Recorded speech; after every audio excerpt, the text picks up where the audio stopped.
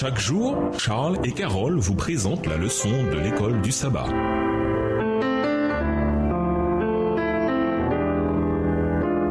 Bienvenue dans votre émission. Dieu nous parle. Nous voilà à la leçon de vendredi. Pour aller plus loin, nous vous invitons à lire dans le livre Jésus-Christ, le chapitre Gethsémani aux pages 621 et 630, ainsi que le chapitre intitulé Le Calvaire aux pages 670 à 682, livre écrit par Ellen G. White. De même, vous pouvez lire dans le livre Vers Jésus, le chapitre La Repentance aux pages 35 à 56. Ce livre est aussi écrit par Ellen G. White. Je vis que le ciel tout entier s'intéresse à notre salut, et nous serions indifférents? Allons-nous ne pas nous en préoccuper comme s'il s'agissait d'une affaire de peu d'importance? Allons-nous mépriser le sacrifice qui a été accompli pour nous? Certaines personnes ont agi ainsi. Elles ont considéré à la légère le pardon qui leur était offert, et Dieu est courroucé contre elles. L'Esprit de Dieu ne se laissera pas toujours attrister. À la longue, il se retirera. Après tout ce que Dieu a fait pour les sauver, si les hommes montrent par leur vie qu'ils méprisent le pardon offert par Jésus,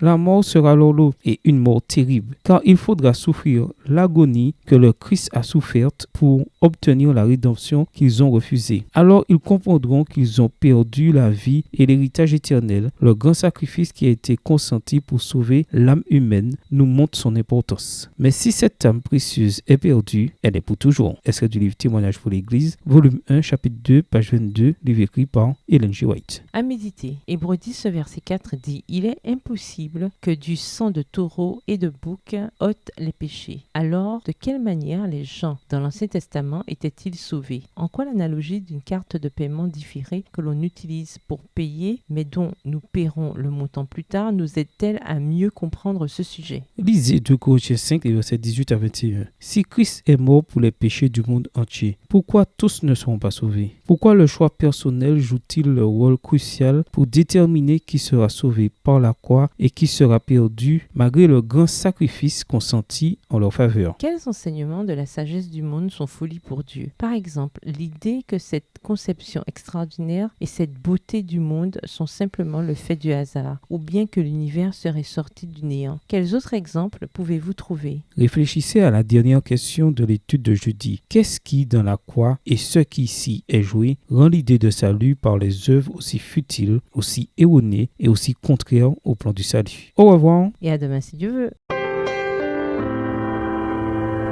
Dieu nous parle.